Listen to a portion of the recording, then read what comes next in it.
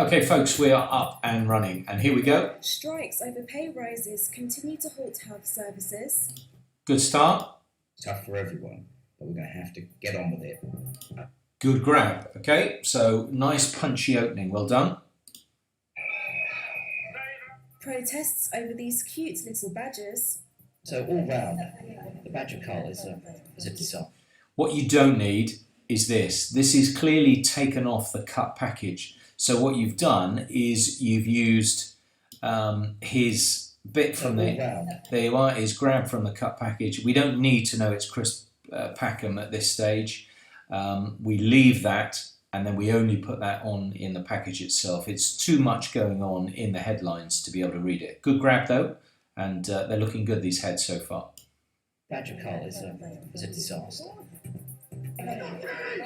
And in sport, ugly scenes at Winchester City spoil a 5-goal thrashing. Come on now, no fighting on this. You see, I think that is a great grab. I mean, that's the first time I've ever heard a referee from that far away. If that is the referee that we can hear saying, right, no fighting on this pitch, that is a terrific, terrific grab and really well worth putting in the headlines. And I got it first time. It wasn't so low that I didn't get it. So I got it. It was great. Well done.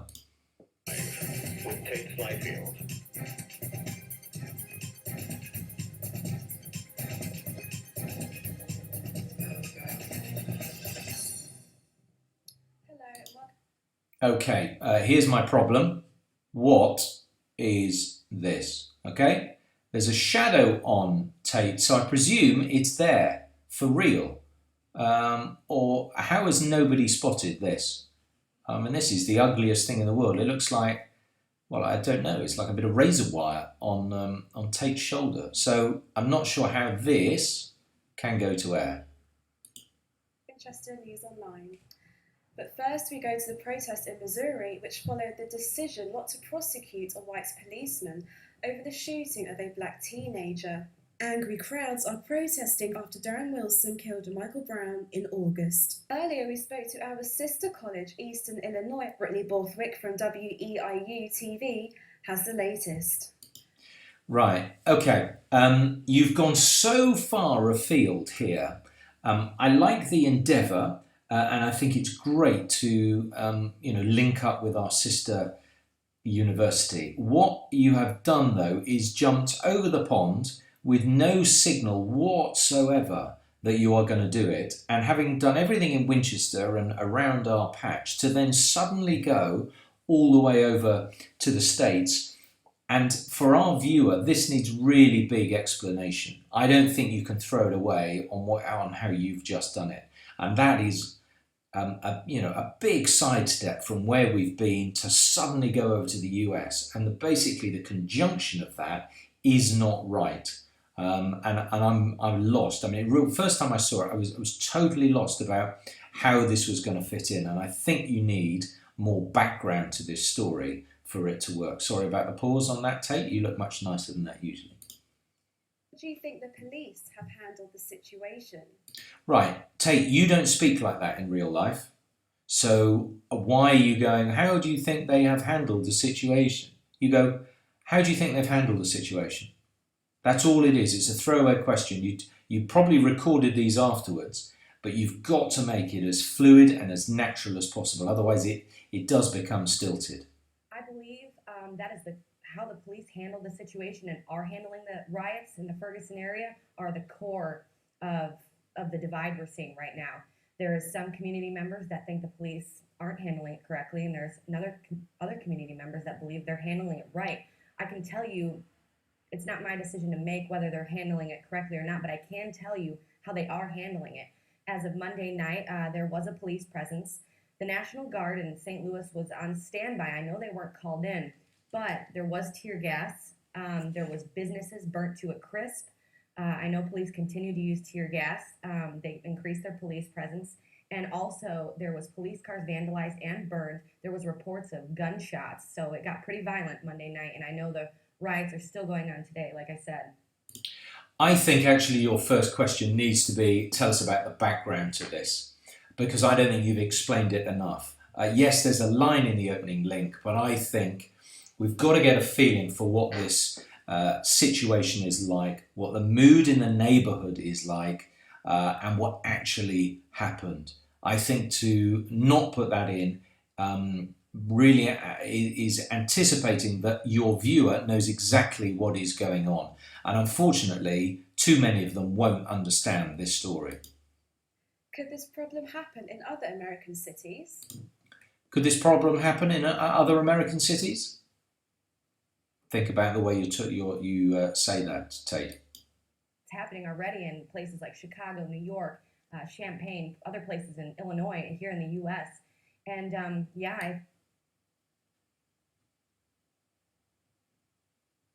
Okay, just moving her along a bit. Media attention, and hopefully through people that will encourage peace.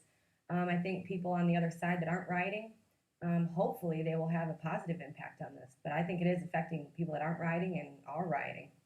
If you've been listening to what she says and if you play the whole thing in full, there's a lot of opinion in there. And I know we're asking for a little bit of that, but it needs more of an interpretation and a channeling of what she's thinking about, rather than there's a lot of subjectivity in there, and I think it needs more objectivity. So if you're doing a debrief, there needs to be more factual evidence in there, because she runs away from the facts really, and there's too much opinion. We also have footage from James Henderson, a reporter from Northwest Missouri. He gets reaction from a student about the rioting. He gets reaction. That sounds like an American thing. He gets reaction from a student about the rioting. That's another clunk. I think we haven't channeled our thoughts thoroughly through this whole piece. Ferguson ain't never been like this. It's always been so calm and so peaceful. Like, you really don't hear too much about anything. I feel like the police are I really don't think they're doing what they're supposed to be doing. Like, it's just, I don't think it's right. Like, this law system is just, it's like they don't care. It's like they just killing black men just to be doing it. Like, I don't understand. When I looked online, I saw everything was just destroyed. I was just thinking to myself, like, this is getting way out of hand. If he is seeing things online that houses are destroyed and things like that, then why aren't we? Because we're seeing the same shots over and over again. And if I'm not mistaken, I go back to the end of this report. I can't, if I could take the mouse there, right, just watch the end of this report. Everything was just destroyed. I was just thinking to myself, like, this is getting way out of hand. There's a horrible flash of him. We've just seen him for a moment, and then we've gone back to Tate. So, look, I think the endeavour is brilliant here, because you have done a lot to get this, and clearly a lot of effort's been put into it, and there are some really good key components of it, and I think the idea is actually better than the way it's been carried out. Outside the Royal Hampshire County Hospital once again in Monday. And then suddenly we're into another story. There seems there's no break in that, right, now back to news at home or something like that, because suddenly I thought you may have been asking another question, but actually we're on to what could effectively be our lead story. Were we not to have the stuff from the States? As some NHS workers joined a national 4-hour strike. The action is over the government's refusal to implement a 1% pay rise recommended by an independent panel. Isaac Edwards has this report. Now that's a much better link. That's got lots more information. It's much better read, Tate. It's like you really understand it, and there's a nice strong link with a lot of background information.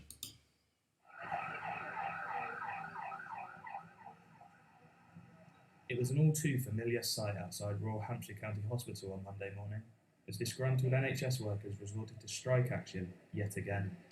I think, Isaac, we could have seen the people first. To see the shot of a sign is not great. Think about getting the people in first. I know what you're trying to do. You're trying to delay it, and here is the hospital. Oh, but here are the people. I think you need to actually see the people first. Their dispute is with the government, who cancelled a promised 1% pay increase for all NHS staff. Unison Regional Manager Sarah O'Donoghue talked of the impact stagnant pay is having on some NHS members. We know we have members who go to food banks, who are on benefits, because the pay is just not good enough. So they're finding it hard to cope on a personal level in terms of meeting daily living costs. but also they don't feel valued by the employer. Southampton City Councillor Royston Smith defended the government's decision not to award the 1% pay rise to NHS staff. And it is tough. It's tough for everyone, but we're going to have to get on with it because Where's his super? I know he's Royston Smith. You just told me. You don't need to tell me it's Royston Smith. Remember, leading into grabs. This is what lots of people have done this week. Leading into grabs, you're doing it in a very radio way. We don't do this in telly because we have got a strap that we can put. An Aston goes underneath him there. So we don't need to do it. we're going to be in all sorts of trouble going forward. We cannot just keep going on paying people what they would like, and I know that people would like a lot more. We cannot do that because the country has a deficit and a huge debt. Workers themselves disagree, insisting they deserve their 1% pay increase. So that's why we're out here today. Scotland, they've got their 1%. Wales, they got their 1%. And England, 0%. A little bit quiet this bit. With NHS workers here at Hampshire County Hospital striking for the third time in a month, it seems clear that the workers won't give up their 1% pay rise without a fight. Isaac Edwards, Winchester News Online, Winchester. Good stuff. Well Winchester done. Prison is experiencing its highest levels of violence for several years, according to the prison's independent monitoring board. In response, the governor is recruiting more staff and security measures. He's recruiting more staff and security measures. He can't recruit more security measures. Okay. Correspondent Bracken Stockley has this exclusive interview with David Rogers. Prisoners who carry out assaults will face harsher punishments as prisons crack down on violence. Government figures show that in England and Wales, assaults on staff have risen by 12% in the last year. Winchester Prison has been described by the Independent Monitoring Board as very much work in progress. Now that, for me, is one of the dullest graphics I've seen. And Callum, have you taken the week off? It just needs shots of the prison behind, something blurred into the background. It's all very clean, but it's like right, this is what I can do, and I can get it black on white, and that's it. Not good. Remains to be done. Sorry, not really as good as it should be. The admission of young adult offenders has led to a marked increase in violence, and there is said to be an atmosphere of gang culture. But the organisation acknowledged that the prison governor has made substantial progress across many areas.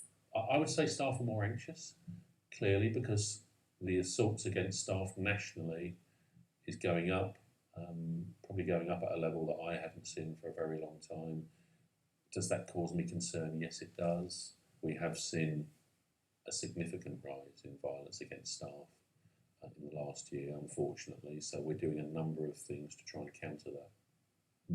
Certainly violence and gang crime isn't just linked to 18 to 20-year-olds, and one could argue actually gang crime in this area is linked to more certainly prisoners who are older than that age group, but the 18 to 20-year-olds do cause significant harm to one another and to staff. Winchester Prison has been reclassified as a complex establishment. This means it now benefits from additional funding for prisoner care programmes. It is expected that prison officer vacancies in Winchester will be filled by the beginning of next year, meaning that there will be more frontline staff. Bracken Stockley, Winchester News Online, Winchester. Well done, Bracken. I think the thing on this is, as we said, there are no pictures. When you're doing a very much a GV-led story, make sure that you get as many different shots of that GV as possible. Different sizes, different angles. I know it's difficult from that road, but you've just got to shoot as many things as possible. And what also happened with this is I felt it was short on facts. I think it's a brilliant get to actually get the prison boss in. I think that's fantastic because he won't do that very readily. So to actually bring him down and get him in is fantastic, the governor. So that's really good news, and it's a nice interview, and it's well set up and it's well shot. But what you also need to do is think about the shots that go with it, try to get as many facts in as possible. Otherwise, it just makes it a little bit dry and a little bit one-sided. Okay, that's the end of part one. I'll come back with another part and more analysis in just a moment.